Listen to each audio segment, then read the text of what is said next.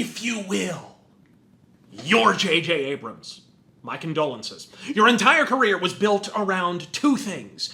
Cock-teasing your Asperger's-afflicted audience for 6 seasons of Lost, only to explain in the final extremity, oh fuck it, it's Jesus powers, and seizing science fiction franchises, the more beloved the better, lobotomizing the living shit out of them, but slapping enough lens flare and sword fights to pack theaters for an hour and 45 minutes, which is precisely how long they'll live in our collective consciousness. As such, you shit out an inferior, indescribably overrated inaugural effort, The Force Awakens, a film that rode rampant hype and feckless nostalgia to rolling shit mounds of undeserved accolades and a billion-dollar box office bonanza. From there, you rode off into the sunset, secure in the knowledge that by the time the teeny boppers caught on to the fact they basically paid $10 to watch the first fucking film again, you'd have enough money to buy and sell the silence of every critic on the eastern seaboard fucking twice, in accordance with the same annual assembly line that reduced Assassin's Creed to an interactive punchline. Rogue One came fumbling after, raking in less than half the fucking revenue. Unlike many, I called it then. As others excused it as a reasonable box office drop relative to the unprecedented profits of The Force Awakens, I knew, having witnessed the shit piece in question, that like all Abrams' efforts, the afterglow of the original film would have the shelf life of cottage cheese on a radiator, so that by the time the follow-ups popped off, our flagstaff would be fully fucking flaccid. By the time The Last Jedi dropped, it was Dunsky, and the series crashed harder than the Rebel ship did the moment they let the chick drive. And now, fresh from the first flop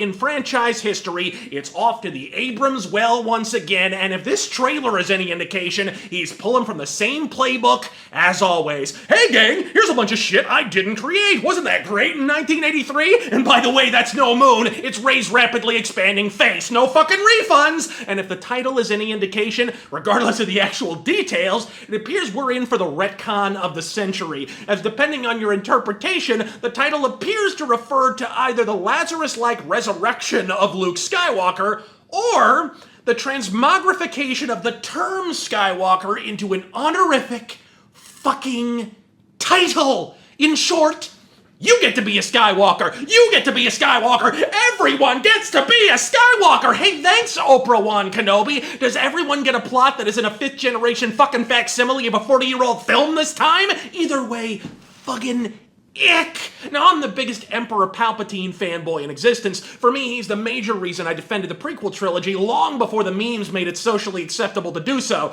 No, seriously, go watch my Dear Rageaholic episode on Star Wars from 2013, but Whelan is actively moldering ass out of the morgue because Darth Sidious never quite panned out, or indeed had any discernible reason to exist other than making one more model of toy no one fucking bought.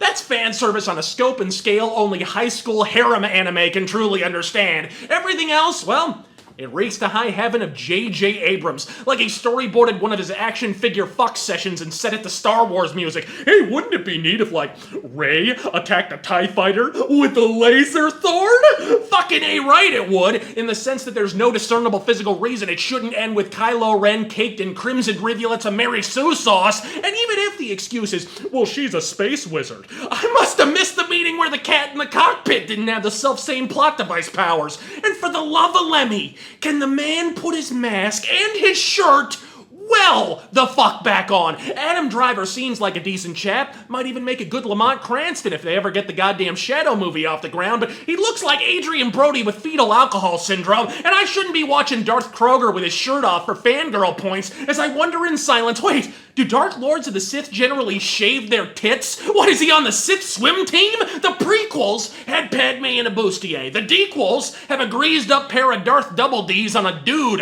The prosecution rests. Could it all be good? And with Abrams back at the helm, not to mention surprise, my exact prediction that they would beg for George Lucas before the end coming true, as he's now apparently back in a consultant capacity, I do actually suspect Episode 9 may at least enjoy a mild uptick from the last film's 5-alarm failure, but 3 films in, who's really gonna give it another go? The original sequels demanded to be made. George Lucas had a story to tell, and the audience demanded more. We were told these new movies were a trilogy before they were even almost fucking written. The tail is wagging the dog-faced fucking protagonist here, and it eats, which at a bare minimum give it something in common with this trailer. Ask the Ouya what happens when supply outstrips demand. Either way, let's hold a funeral for this fucking franchise already. One at at 210, one at 430, and one at 750. If I watch it all, I'll watch it in 3D. It'll be like Rose Tico's pulling me out of the closet. I'm Razor Fist. May the god fucking speed be with you.